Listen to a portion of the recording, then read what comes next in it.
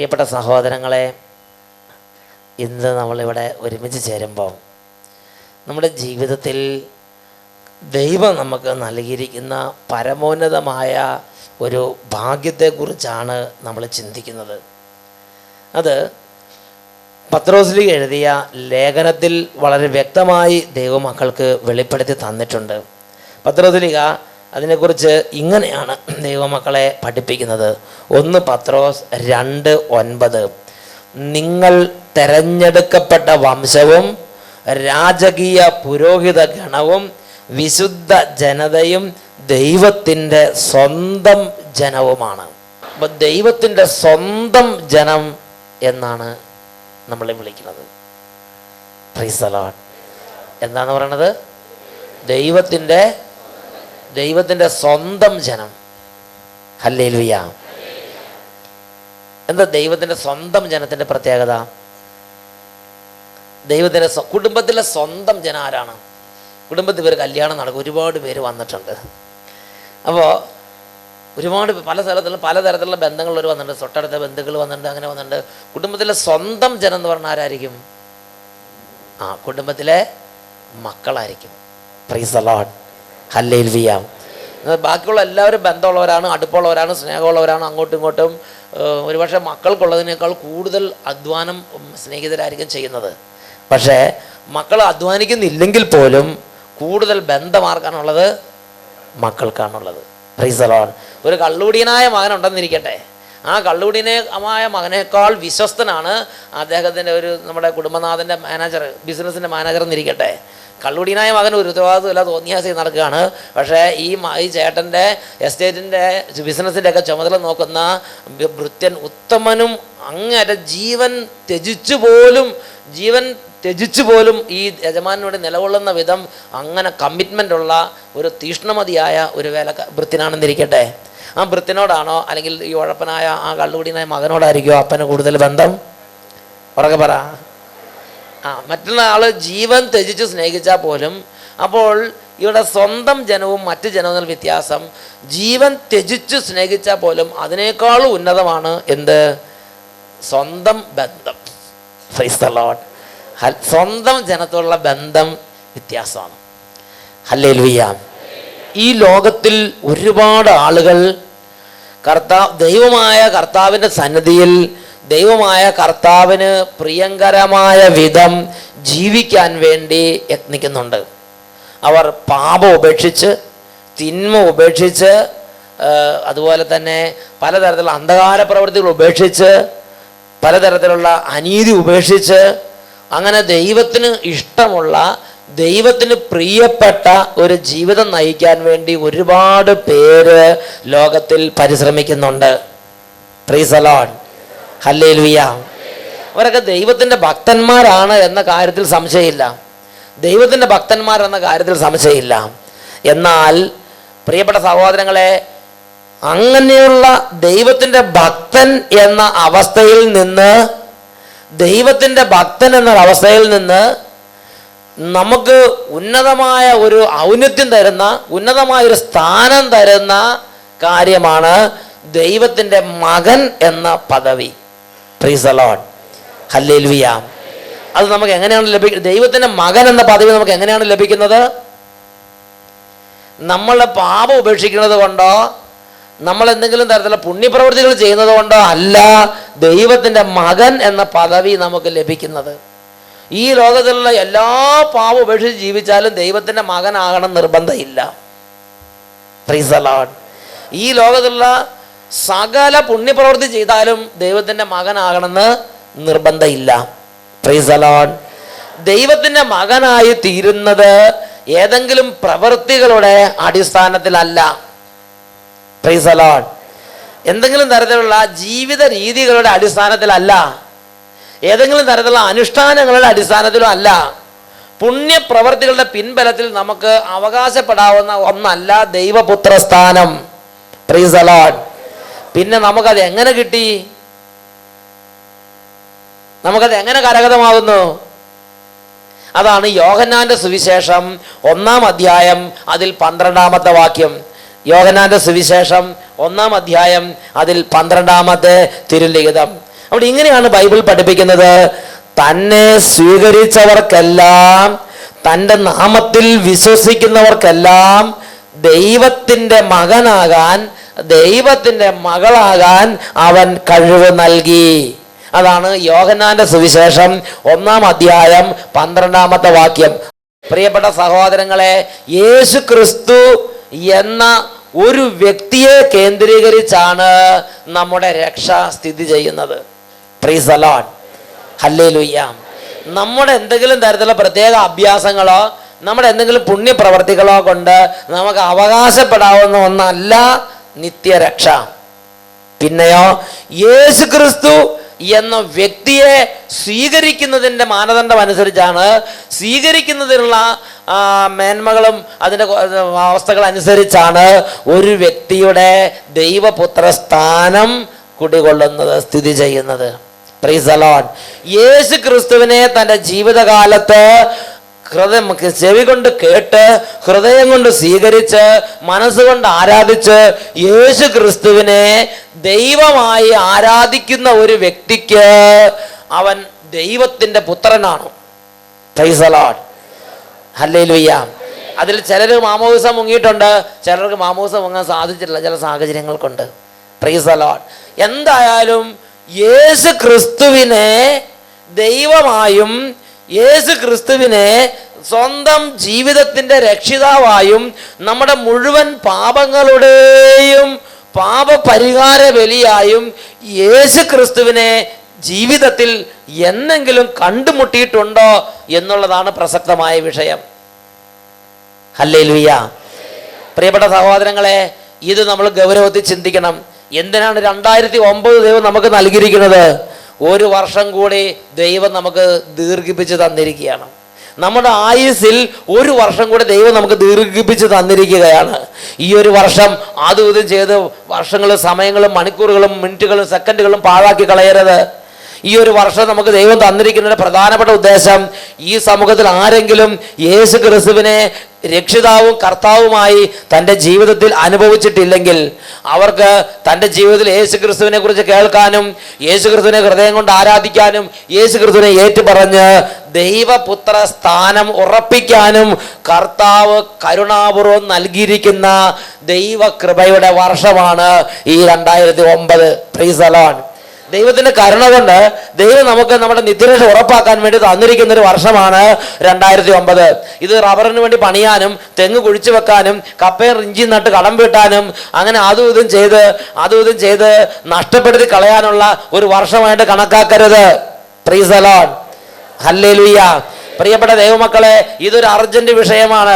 ഈ സമൂഹത്തിൽ ആരെങ്കിലും തങ്ങളുടെ ജീവിതത്തിൽ കർത്താവായ യേശു ക്രിസ്തുവിനെ കുറിച്ച് കേട്ട്, യേശു ക്രിസ്തുവിനെ ആരാധിച്ച്, യേശു ക്രിസ്തുവിൻ്റെ ആ രക്ഷ നമ്മുടെ ജീവിതത്തിൽ പ്രാപിച്ചിട്ടില്ലെങ്കിൽ പ്രാപിക്കാൻ വേണ്ടി നമ്മുടെ ദൈവമായ കർത്താവ് നമുക്ക് തന്നിരിക്കുന്ന വർഷമാണ് 2009. ഹല്ലേലൂയ.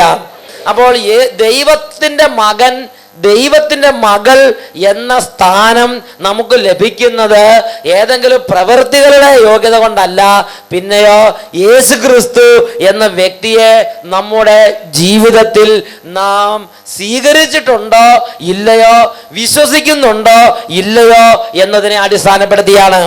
യോഹന്നാന്റെ സുവിശേഷം 3-ാം അധ്യായം അതിൽ 36-ാം വാക്യം, യോഹന്നാൻ 3:36, അതിൽ ഇങ്ങനെയാണ് നമ്മൾ വായിക്കുന്നത്: പുത്രനിൽ വിശ്വസിക്കുന്നവന് നിത്യജീവൻ ഉണ്ട്, പുത്രനെ അനുസരിക്കാത്തവനോ ജീവൻ ദർശിക്കുകയില്ല, ദൈവ കോപം അവന്റെ മേൽ ഇരിക്കുന്നു. എവിടെ ഇരിക്കുന്നു? നമ്മുടെ തലയിൽ എന്താ ഇരിക്കുന്നത്? ദൈവാനുഗ്രഹം അല്ല, എന്തിരിക്കുന്നു? ദൈവ കോപം ഇരിക്കുന്നു. ആരുടെ തലയിലാണ് ദൈവാനുഗ്രഹം ഇരിക്കുന്നത്? പറക്കെ പറ. ദൈവപുത്രനായ യേശു ക്രിസ്തുവിനെ കർത്താവായി വിശ്വസിക്കുന്ന വ്യക്തിയുടെ തലയിലാണ് ദൈവത്തിന്റെ അനുഗ്രഹം. അവൻ നിത്യജീവന്റെ ഉടമസ്ഥനാണ്. Praise the Lord, hallelujah. പ്രിയപ്പെട്ട സഹോദരങ്ങളെ, നമ്മൾ യേശു ക്രിസ്തുവിനെ വിശ്വസിക്കുന്നുണ്ടോ ഇല്ലയോ എന്നുള്ളത് ഇപ്പം നമുക്കറിയാൻ പറ്റില്ല. അത് നിർണായക ഘട്ടം വരുമ്പോഴാണ് നമുക്കറിയാൻ പറ്റുള്ളൂ. ഈ അടുത്ത കാലത്ത് ഓറീസിലൊരു സംഭവം ഉണ്ടായി. രണ്ടുപേരും മദ്രാസിൽ ജോലി ചെയ്യുകയാണ്. മദ്രാസിൽ ജോലി ചെയ്ത് അവർ ഒറീസയിൽ അവരുടെ സ്വന്തം നാട്ടിലേക്ക് മടങ്ങിച്ചെന്നപ്പോൾ അവിടെ വലിയ ബഹളം നടക്കുന്നത് ഇവരറിയാതെയാണ് ഇവർ ആ നാട്ടിലേക്ക് ചെല്ലുന്നത്. അങ്ങനെ അവർ സ്വന്തം നാട്ടിൽ ചെല്ലുമ്പോൾ അവിടെ ഭയങ്കരമായ ബഹളം നടക്കുകയാണ്. ഉടനെ ഈ രണ്ടുപേര് ജോലി കഴിഞ്ഞ് ട്രെയിൻ ഇറങ്ങി ചെല്ലുമ്പം ഇവരോട് ചോദിക്കുകയാണ്, നിങ്ങൾ യേശു ക്രിസ്തുവിൻ്റെ ആളുകളാണോ എന്ന് ചോദിച്ചു. ഉടനെ രണ്ടിൽ ഒരാൾ ക്രിസ്ത്യാനിയാണ്. അയാൾ പറഞ്ഞു, ഞാൻ യേശു ക്രിസ്തുവിനെ വിശ്വസിക്കുന്ന ഞാൻ ക്രിസ്ത്യാനിയാണെന്ന് പറഞ്ഞു. അപ്പം തന്നെ അയാളെ വഴിയിലിട്ട് വെട്ടിക്കൊന്നു. അപ്പം മറ്റേ ആൾ കൂടത്തിൽ നിൽക്കുകയാണ്. ആ കൂടത്തിൽ നിൽക്കുന്ന ആൾക്ക് ഇത് കണ്ടപ്പോൾ തീർച്ചയായിട്ടും അതിൻ്റേതായ ഒരു ചെറിയ ഒരു പ്രശ്നം ഉണ്ടായിട്ടുണ്ടാവും. ഉടനെ അദ്ദേഹം ക്രിസ്ത്യാനിയല്ല, ഹിന്ദുവാണ്. പക്ഷേ അദ്ദേഹത്തിന് യേശു ക്രിസ്തുവിനെ 100% വിശ്വാസമാണ്. യേശു ക്രിസ്തുവിനെ വിശ്വസിക്കുന്ന ആളാണ്. പക്ഷേ അദ്ദേഹം മാമോസ മുങ്ങിയിട്ടില്ല. അദ്ദേഹത്തോട് ചോദിച്ചു, നീ യേശു ക്രിസ്തുവിനെ വിശ്വസിക്കുന്ന ആളാണോ? അദ്ദേഹം പറഞ്ഞു, എൻ്റെ പേര് ഇന്നതാണ്, എന്നാൽ എനിക്ക് എൻ്റെ ഹൃദയം കൊണ്ട് എൻ്റെ യേശു ക്രിസ്തുവിനെ വിശ്വാസമാണ്. Price the Lord. തൊട്ടടുത്ത ഒരാളെ വെട്ടിക്കൊന്ന് ആ കൊലപാതകം കണ്ടുകൊണ്ട് നിന്ന് ആ ചോരയിൽ കുളിച്ച് അവിടെ കിടക്കുമ്പോൾ അതിൻ്റെ അടുത്ത് നിന്നിട്ടാണ് പറയണത് എന്ന് പറഞ്ഞാൽ മരണം തൊട്ട് മുമ്പിൽ കാണുമ്പം അദ്ദേഹം പറയാണ്, എനിക്ക് എൻ്റെ യേശു ക്രിസ്തുവിനെ എനിക്ക് വിശ്വാസമാണ്. Price the Lord. ഉടനെ അദ്ദേഹത്തെ അവിടെ മർദ്ദിച്ച് അദ്ദേഹത്തിൻ്റെ ബാഗ് എടുത്ത് പരിശോധിച്ച് നോക്കി. അദ്ദേഹത്തിൻ്റെ ബാഗ് എടുത്ത് പരിശോധിച്ചപ്പോൾ ഒരു നല്ല ബൈബിൾ അദ്ദേഹത്തിൻ്റെ ബാഗിലിരിക്കണു. പണക്കെട്ടല്ലായിരുന്നു ഉണ്ടായിരുന്നത്, പിന്നെ ഉണ്ടായിരുന്നത് എന്താണ്? ഒരു ബൈബിൾ അദ്ദേഹത്തിൻ്റെ ബാഗിലിരിക്കണു. ഉടനെ പറഞ്ഞു, നീ ജീവിക്കാൻ അർഹനല്ല, നീ ജീവിക്കണമെങ്കിൽ യേശു ക്രിസ്തുവിനെ തള്ളി പറയണം, അല്ലെങ്കിൽ നീ ജീവിക്കാൻ അർഹനല്ലെന്ന് പറഞ്ഞ്. അപ്പോൾ അദ്ദേഹം പറഞ്ഞു, യേശു ക്രിസ്തുവിനെ തള്ളിയിട്ടുള്ള ഒരു ജീവിതം ഈ ഉള്ളവന് ആവശ്യമില്ലെന്ന് അവരുടെ മുഖത്ത് നോക്കി പ്രഖ്യാപിക്കാൻ ആർക്ക് സാധിച്ച്? ആ സഹോദരന് സാധിച്ച്. അദ്ദേഹത്തെ ജീവനോടെ പിടിച്ച് കുഴിയിലിട്ട് മൂടിക്കളഞ്ഞു. ഒറീസയിൽ നടന്ന ഒരുപാട് സംഭവങ്ങൾ പുറംലോകം അറിഞ്ഞിട്ടില്ല. Price the Lord.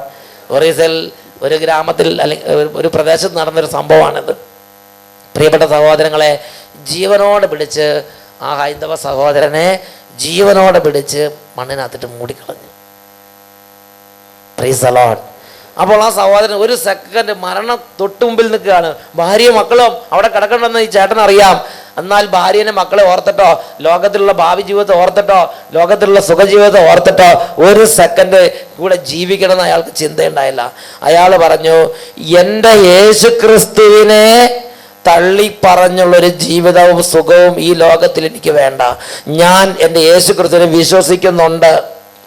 അയാൾ മരണം സ്വീകരിച്ച്. ഹല്ലേലൂയ. പ്രിയപ്പെട്ട സഹോദരങ്ങളെ, യേശു ക്രിസ്തുവിനെ വിശ്വസിക്കാൻ അനുഗ്രഹം ലഭിക്കുന്നൊരു ഭാഗ്യമാണ്. ഇത് ബുദ്ധി കൊണ്ടുള്ള വിശ്വാസമല്ല, ഇത് ഹൃദയത്തിലുള്ള വിശ്വാസമാണ്. ഇത് പരിശുദ്ധാത്മാവ് നൽകുന്ന വിശ്വാസമാണ്. അതാണ് കൊരിന്ത്യർക്കെഴുതിയ ലേഖനത്തിൽ പരിശുദ്ധാത്മാവ് വളരെ വ്യക്തമായി ദൈവമക്കളെ പഠിപ്പിക്കുന്ന ഒരു സംഗതിയുണ്ട്. പരിശുദ്ധാത്മാവ് മുഖാന്തരമല്ലാതെ ആർക്കും യേശു ക്രിസ്തു കർത്താവാണ് എന്ന് പറയാൻ കഴിയുകയില്ല. Price the Lord. പരിശുദ്ധാത്മാവാണ് യേശു ക്രിസ്തുവിനെ ഏറ്റു പറയാൻ ഒരു ദൈവ പൈതലിനെ സഹായിക്കുന്നത്. Price the Lord. കൊരിന്ത്യർക്ക് എഴുതിയ 1-ാം ലേഖനത്തിൽ 12-ാമത്തെ അധ്യായത്തിൽ 3-ാമത്തെ തിരുലിഖിതം, യേശു കർത്താവാണ് എന്ന് പറയാൻ പരിശുദ്ധാത്മാവ് മുഖേനയല്ലാതെ ആർക്കും സാധിക്കുകയില്ലെന്ന് നിങ്ങൾ ഗ്രഹിക്കണമെന്ന് ഞാൻ ആഗ്രഹിക്കുന്നു. അപ്പൊ യേശു ക്രിസ്തു കർത്താവാണെന്ന് മനസ്സിലാക്കാനും യേശു ക്രിസ്തു കർത്താവാണെന്ന് പറയാനും പരിശുദ്ധാത്മാവിന്റെ സഹായം ആവശ്യമാണ്. ഈ മനുഷ്യന്, ഹൈന്ദവ സഹോദരന് അവൻ വലിയ തിയോളജിക്കൽ കോളേജിൽ പോയി പഠിച്ചിട്ടില്ല, കണ്ടമാനം ധ്യാനമൊന്നും കൂടിയെന്ന് വിചാരിക്കുന്നില്ല, ഒന്നും ചെയ്ത് വലിയ സെമിനാർ വല്ല ഫോർമേഷൻ കിട്ടിയെന്ന് വിചാരിക്കുന്നില്ല. എന്നാൽ ഒരു കാര്യം എനിക്കറിയാം, അദ്ദേഹത്തിൻ്റെ ഉള്ളിൽ പരിശുദ്ധാത്മാവ് പ്രവർത്തിച്ചിരുന്നു. യേശു ക്രിസ്തുവിനെ കുറിച്ച് കാര്യമായിട്ടൊന്നും അറിഞ്ഞില്ലെങ്കിലും അദ്ദേഹത്തിന് ഒരു കാര്യം അറിയാമായിരുന്നു, യേശു ക്രിസ്തു എൻ്റെ കർത്താവാണ്, യേശു ക്രിസ്തു എൻ്റെ ദൈവമാണ്. ഇത് വിശ്വസിക്കാനും പറയാനും പരിശുദ്ധാത്മാവ് അനുഗ്രഹിച്ചു. Price the Lord. ഈ 2 അനുഗ്രഹത്തിന് വേണ്ടി ഈ ആദ്യ വെള്ളിയാഴ്ച പ്രാർത്ഥിക്കണം. യേശു ക്രിസ്തു കർത്താവാണെന്ന് വിശ്വസിക്കാനും യേശു ക്രിസ്തു കർത്താവാണെന്ന് പറയാനുള്ള അനുഗ്രഹം ഇത് ലോകത്തിന് തരാൻ കഴിയുകയില്ല. ഇത് നമ്മൾ പഠിക്കുന്ന പഠന കേന്ദ്രങ്ങൾക്ക് തരാൻ കഴിയുകയില്ല, നമ്മൾ വായിക്കുന്ന പുസ്തകങ്ങൾക്ക് തരാൻ കഴിയുകയില്ല. ഇത് തരാൻ കഴിവുള്ള ഏക ശക്തി പരിശുദ്ധാത്മാവ് മാത്രമാണ്. ഹല്ലേലൂയ. ഇത് തരാൻ കഴിവുള്ള ഏക ശക്തി പരിശുദ്ധാത്മാവ് മാത്രമാണ്. പരിശുദ്ധാത്മാവാണ് യേശു ക്രിസ്തു കർത്താവാണെന്ന് വിശ്വസിക്കാനും യേശു ക്രിസ്തു കർത്താവാണെന്ന് പറയാനും ഒരു വ്യക്തിയെ സഹായിക്കുന്നത്. Price the Lord. പ്രിയപ്പെട്ട സഹോദരങ്ങളെ, നമ്മളൊന്ന് ചിന്തിച്ചു നോക്കണം. സത്യത്തിൽ നമ്മുടെ ഹൃദയത്തിൻ്റെ ഉള്ളിൽ നമ്മൾ യേശു ക്രിസ്തുവിനെ കർത്താവായി ആരാധിക്കുന്നുണ്ടോ? യേശു ക്രിസ്തുവിനെ രക്ഷിതാവും കർത്താവുമായി ആരാധിക്കുന്നുണ്ടോ? യേശു ക്രിസ്തുവിനെ നമ്മൾ ഏറ്റു പറയുന്നുണ്ടോ? യേശു ക്രിസ്തുവിനെ ഹൃദയത്തിൽ കർത്താവും രക്ഷിതാവുമായി ആരാധിക്കുക എന്ന് പറഞ്ഞാൽ എന്താണ് അർത്ഥം? യേശു ക്രിസ്തുവിനെ കർത്താവും രക്ഷിതാവുമായി ആരാധിക്കുക എന്ന് പറഞ്ഞാൽ അതിൻ്റെ അർത്ഥം ഇങ്ങനെയാണ്: എൻ്റെ യേശു എൻ്റെ മുഴുവൻ പാപങ്ങളും അവിടുത്തെ ശരീരത്തിൽ വഹിച്ചുകൊണ്ട് കുരിശിലേക്ക് കയറി എനിക്ക് വേണ്ടി പാപപരിഹാര ബലിയായി തീർന്നുവെന്നും എൻ്റെ യേശുവിൻ്റെ കുരിശ് മരണത്താൽ എൻ്റെ എല്ലാ പാപങ്ങളും ക്ഷമിക്കപ്പെട്ടിരിക്കുന്നുവെന്നും എൻ്റെ ഹൃദയം കൊണ്ട് ഞാൻ വിശ്വസിക്കണം. Price the Lord. എൻ്റെ യേശു എൻ്റെ മുഴുവൻ പാപങ്ങളും അവിടുത്തെ ശരീരത്തിൽ വഹിച്ചുകൊണ്ട് കുരിശിലേക്ക് കയറി എനിക്ക് വേണ്ടി പാപപരിഹാര ബലിയായി തീർന്നു എന്ന് എൻ്റെ ഹൃദയം കൊണ്ട് ഞാൻ വിശ്വസിക്കണം. യേശു ക്രിസ്തു ദൈവമാണെന്ന് വിശ്വസിക്കുന്ന ചില ആളുകളുണ്ട്. Price the Lord. യേശു ക്രിസ്തു ദൈവമാണെന്ന് വിശ്വസിക്കുന്നവർക്ക് രക്ഷ കിട്ടണം നിർബന്ധമില്ല. അത് ഒരുപാട് പേര് അംഗീകരിക്കുന്നുണ്ട്, അല്ലേ? ലോകത്ത് ഒരുപാട് പേര് അംഗീകരിക്കുന്നുണ്ട് യേശു ദൈവമാണെന്ന്. പക്ഷേ അവർക്ക് രക്ഷ കിട്ടണം നിർബന്ധമില്ല. യേശു ക്രിസ്തു ഭൂമിയിൽ മനുഷ്യനായി അവതരിച്ചു എന്ന് വിശ്വസിക്കുന്നവരുണ്ട്, അവർക്കും രക്ഷ കിട്ടണം നിർബന്ധമില്ല. യേശു ക്രിസ്തു സർവശക്തനാണെന്ന് വിശ്വസിക്കുന്നവരുണ്ട്, അവർക്കും രക്ഷ കിട്ടണം നിർബന്ധമില്ല. യേശു ക്രിസ്തു എൻ്റെ പ്രാർത്ഥന കേട്ട് എനിക്ക് ഉത്തരം തരുമെന്ന് വിശ്വസിക്കുന്നവരുണ്ട്, അവർക്കും രക്ഷ കിട്ടണം നിർബന്ധമില്ല. Price the Lord. ഹല്ലേലൂയ. പ്രിയപ്പെട്ട സഹോദരങ്ങളെ, രക്ഷ ലഭിക്കുന്നത് യേശു ക്രിസ്തുവിനെ കർത്താവും രക്ഷിതാവുമായി ആരാധിക്കുന്നവർക്കാണ്. വിശ്വാസത്തിന് പ്രധാനമായി 4 തലങ്ങളുണ്ട്. ആ 4 തലങ്ങളിൽ ഏറ്റവും ആദ്യത്തെ തലമാണ് ഡോഗ്മാറ്റിക് ഫെയ്ത്ത്, അല്ലെങ്കിൽ തത്വത്തിലുള്ള വിശ്വാസം. വിശ്വാസത്തിന് ആദ്യത്തെ തലമാണ് തത്വത്തിലുള്ള വിശ്വാസം, അല്ലെങ്കിൽ ഡോഗ്മാറ്റിക് ഫെയ്ത്ത്. എന്താ ഡോഗ്മാറ്റിക് ഫെയ്ത്ത് എന്ന് പറഞ്ഞ അർത്ഥം? ഡോഗ്മാറ്റിക് ഫെയ്ത്ത് എന്ന് പറഞ്ഞതിൻ്റെ അർത്ഥം എങ്ങനെയാണ്? ദൈവം ഉണ്ട്, ദൈവം ഏകനാണ്, ദൈവം സർവശക്തനാണ്, ദൈവം നമ്മുടെ കൂടെയുണ്ട്, ദൈവം ഇവിടെയുണ്ട്, വിളിച്ചാൽ വിളി കേൾക്കുന്നവനാണ് ദൈവം, അവിടുന്ന് പ്രാർത്ഥനയ്ക്ക് ഉത്തരം തരും, ഈ ദൈവം അരൂപിയാണ്. ഇതെല്ലാം നിങ്ങൾ വിശ്വസിക്കുന്നുണ്ട്, ഞാനും വിശ്വസിക്കുന്നുണ്ട്. ഇതിൻ്റെ പേരാണ് ഡോഗ്മാറ്റിക് ഫെയ്ത്ത്, തത്വത്തിലുള്ള വിശ്വാസം. അങ്ങനെ തത്വത്തിലുള്ള വിശ്വാസം ഉണ്ടെന്ന് വിചാരിച്ച് ആരും രക്ഷ പ്രാപിക്കണം നിർബന്ധമില്ല. അവർ നിത്യരക്ഷയിലല്ല, അതുകൊണ്ട് മാത്രം ഒരു വ്യക്തി രക്ഷ പ്രാപിക്കുകയില്ല. യാക്കോബ് ശ്ലീഹയുടെ ലേഖനത്തിൽ 2-ാം അധ്യായം 19-ാം വാക്യത്തിൽ ഇതിനെക്കുറിച്ച് ഇങ്ങനെ പഠിപ്പിക്കുന്നത്: ദൈവം ഏകനാണെന്ന് നീ വിശ്വസിക്കുന്നു, അത് നല്ലത് തന്നെ. പിശാചുക്കളും അപ്രകാരം വിശ്വസിക്കുന്നു, മാത്രമല്ല അവ ഭയന്ന് വിറയ്ക്കുക കൂടെ ചെയ്യുന്നു. അപ്പൊ ആരാ ഈ വിശ്വാസി മുൻപന്തി നിൽക്കുന്നത്? നമുക്ക് വിശ്വാസമുണ്ട്, പക്ഷെ വലിയ ഭയവും വിറയൊന്നുമില്ല.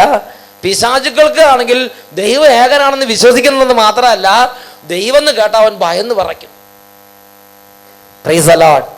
പ്രിയപ്പെട്ട സഹോദരങ്ങൾ, ദൈവം ഉണ്ടെന്നും ദൈവം ഏകനാണെന്നും ദൈവം സർവശക്തനാണെന്നും ദൈവം ഇവിടെ ഉണ്ടെന്നും വിശ്വസിച്ചു എന്ന് വിചാരിച്ച് നിത്യരക്ഷയുടെ അനുഭവത്തിലാണെന്ന് വിചാരിക്കരുത്. പിശാചുക്കൾക്കും നമുക്ക് ദൈവത്തെക്കുറിച്ച് അറിയാവുന്ന എല്ലാ കാര്യങ്ങളും പിശാചുക്കൾക്കും ദൈവത്തെക്കുറിച്ച് അറിയാം. ദൈവത്തെക്കുറിച്ചുള്ള അറിവല്ല പ്രധാനപ്പെട്ടത്. Price the Lord. ഹല്ലേലൂയ. നമുക്ക് ദൈവത്തെക്കുറിച്ച് അറിയാവുന്ന എല്ലാ കാര്യങ്ങളും പിശാചുക്കൾക്കും അറിയാം. അതാണ് തത്വത്തിലുള്ള വിശ്വാസം. ഒരുപാട് വ്യക്തികൾ സഭയുടെ എല്ലാ തലങ്ങളിലും തത്വത്തിലുള്ള വിശ്വാസമുള്ളവരാണ്. എന്ന് പറഞ്ഞാൽ ദൈവത്തെക്കുറിച്ച് അറിയാം, യേശുവിനെ കുറിച്ച് അറിയാം, യേശു കുരിശിൽ മരിച്ചെന്നറിയാം, യേശു ഉയർത്തെഴുന്നേറ്റെന്നറിയാം, യേശു ഇന്നും ജീവിക്കുന്നുണ്ടെന്നറിയാം, യേശു പിതാവിൻ്റെ വലതുഭാഗത്ത് ഇരിപ്പുണ്ടെന്നറിയാം, എല്ലാം അറിയാം. പക്ഷേ രക്ഷയുടെ അനുഭവം ഇല്ല. Price the Lord. ഉറക്കെ പറയാം ഹല്ലേലൂയ, ഹല്ലേലൂയ. അപ്പൊ അതാണ് തത്വത്തിലുള്ള വിശ്വാസം. രണ്ടാമത്തെ ലെവല്, വിശ്വാസത്തിന്റെ രണ്ടാമത്തെ തലമാണ് എക്സ്പീരിയൻഷ്യൽ ഫെയ്ത്ത്, അല്ലെങ്കിൽ അനുഭവത്തിലുള്ള വിശ്വാസം. എന്താണ് അനുഭവത്തിലുള്ള വിശ്വാസം? എക്സ്പീരിയൻഷ്യൽ ഫെയ്ത്ത് അല്ലെങ്കിൽ അനുഭവ തലത്തിലുള്ള വിശ്വാസം. എന്താ അനുഭവ തലത്തിലുള്ള വിശ്വാസം എന്ന് പറഞ്ഞാൽ? അനുഭവ തലത്തിലുള്ള വിശ്വാസം എന്ന് പറഞ്ഞാൽ നമ്മുടെ ജീവിതത്തിൽ പ്രശ്നം ഉണ്ടായിരുന്നു, പ്രാർത്ഥിച്ചപ്പോൾ ദൈവം പ്രകടമായി ഇടപെട്ടു, അതാണ് അനുഭവം. ഇപ്പൊ ടീച്ചർ വന്ന് പറഞ്ഞു, ഞാൻ ഇന്ന് സഹിയോനി പോയി പ്രാർത്ഥിക്കും, നിന്റെ അമ്മ 12 വർഷമായി വരാത്ത നിന്റെ അമ്മ ഇന്ന് വന്നാൽ നീ അടുത്ത വെള്ളിയാഴ്ച സാക്ഷ്യം പറയണം എന്ന് പറഞ്ഞിട്ട് നമ്മുടെ ടീച്ചർ ഇവിടെ വന്ന് പ്രാർത്ഥിച്ചു. ടീച്ചർ ഈ നിയോഗവുമായിട്ട് ഈ സഹിയോൻ ധ്യാന കേന്ദ്രത്തേക്ക് കാല് കുത്തിയതും ഇതാ 12 വർഷമായി വീട്ടിൽ കയറാതിരുന്ന ആ സഹോദരിയുടെ അമ്മ അന്ന് അവിടെ വീട്ടിൽ ചെന്ന് കയറിയിട്ട് പറഞ്ഞു, ഇനി നമുക്ക് ഒന്നിച്ച് താമസിക്കാന്ന് പറഞ്ഞ് അമ്മയും മോളും കൂടെ ഒന്നിച്ച് താമസാക്കി. ആ മകൾക്ക് 100% വിശ്വാസമായി. സത്യമായി യേശുക്രിസ്തു ഉണ്ട്, സത്യമായി യേശുക്രിസ്തു വിളിച്ചാൽ വിളി കേൾക്കുന്നവനാണ്. യേശുക്രിസ്തുവോട് പ്രാർത്ഥിച്ചാൽ പ്രാർത്ഥനയ്ക്ക് ഉത്തരവുണ്ട്. പ്രാർത്ഥിക്കുന്നത് നല്ലതാണ്, ഇതൊന്നും വൃഥാവിലല്ല, ഇതൊക്കെ അർത്ഥമുള്ള കാര്യമാണ് എന്ന് ആ മകൾക്ക് നന്നായി ബോധ്യമായി. അതുകൊണ്ടാണ് ആ മകൾ ഇന്ന് ഈ വെള്ളിയാഴ്ചയോടെ വന്നിരിക്കുന്നത്. ഇതാണ് അനുഭവത്തിലുള്ള വിശ്വാസം. ഇനി ആരൊക്കെ എതിർത്ത് പറഞ്ഞാലും ശരി, ഇത് സ്വന്തം അനുഭവം ആയതുകൊണ്ട് ഇനി ഈ വ്യക്തിയുടെ ഹൃദയത്തിൽ നിന്ന് അത് മാറ്റാൻ പറ്റില്ല. കാരണം ഈ വ്യക്തി പറയും, അതെൻ്റെ അനുഭവമാണ്. Price the Lord. അത് പുസ്തകം വായിച്ചു കിട്ടിയ അറിവല്ല, അത് നാട്ടുകാർ പറഞ്ഞു കേട്ടിയ അറിവല്ല, സ്വന്തം അനുഭവത്തിൽ നിന്നാണ് മനസ്സിലായത്. യേശു ക്രിസ്തുവിനോട് പ്രാർത്ഥിച്ചാൽ ഉത്തരവുണ്ട്. Price the Lord. ഇതാണ് അനുഭവ തലത്തിലുള്ള വിശ്വാസം, എക്സ്പീരിയൻഷ്യൽ ഫെയ്ത്ത് അല്ലെങ്കിൽ അനുഭവ തലത്തിലുള്ള വിശ്വാസം. പ്രിയപ്പെട്ട സഹോദരങ്ങളെ, അനുഭവ തലത്തിലുള്ള വിശ്വാസം ഉണ്ടെന്ന് വിചാരിച്ചും അയാൾ നിത്യരക്ഷയിലായിരിക്കണം നിർബന്ധമില്ല. ഇപ്പൊ ചില ആളുകൾ ഞാൻ പറഞ്ഞു കേട്ടിട്ടുണ്ട്, അച്ഛാ ഞാനിങ്ങനെ നോക്കുമ്പോഴേ ഇതാ കുർബാന സ്വീകരിച്ച സമയത്ത് ആ കുർബാന രക്തവും മാംസമായി മാറുന്നത് ഞാൻ കണ്ടു, എൻ്റെ കണ്ണുകൊണ്ട് ഞാൻ നേരിട്ട് കണ്ടു എന്ന് പറഞ്ഞു. ഭയങ്കര അനുഭവമായി. അതിനുശേഷം ഒരു 2-3 മാസത്തേക്ക് ഭയങ്കര കുർബാന സ്വീകരിക്കാനൊക്കെ ഭയങ്കര വിശ്വാസമായിരുന്നു എന്ന് പറഞ്ഞു. 2-3 മാസം കഴിഞ്ഞപ്പോഴോ ഇപ്പൊ പഴയതിനേക്കാൾ കഴപ്പുന്നതായി. Praise the Lord. അപ്പൊ എന്തായി? അനുഭവങ്ങൾ കൊണ്ടുണ്ടാകുന്ന വിശ്വാസം കുറച്ച് കഴിയുമ്പോൾ തന്നെ മങ്ങിപ്പോകും. ഈ അനുഭവങ്ങൾ ഉണ്ടാകുന്ന വിശ്വാസം പിന്നെ നിലനിൽക്കണമെങ്കിൽ എപ്പോഴും അനുഭവം ഉണ്ടായിക്കൊണ്ടിരിക്കണം. Price the Lord. എപ്പോഴും അത്ഭുതങ്ങൾ കണ്ടുകൊണ്ടിരിക്കണം. പ്രിയപ്പെട്ട സഹോദരങ്ങളെ, വിശ്വാസത്തിന്റെ മർമ്മം എന്ന് പറയുന്നത് ദൈവികമായ അനുഭവങ്ങളല്ല. Price the Lord. അതൊക്കെ കുറച്ചൊക്കെ തുടക്കത്തിന് സഹായിക്കും, ഒന്ന് തുടങ്ങാൻ സഹായിച്ചു തരും. Price the Lord. എന്നാൽ ഒരു വ്യക്തിയുടെ നിത്യരക്ഷയിലേക്ക് ആ വ്യക്തിയെ നയിക്കുന്ന വിശ്വാസത്തിന്റെ അടിത്തറ അനുഭവങ്ങളെക്കാൾ മറ്റെന്തോ ആണെന്നാണ് ദൈവത്തിന്റെ വചനം പഠിപ്പിക്കുന്നത്. ഹല്ലേലൂയ.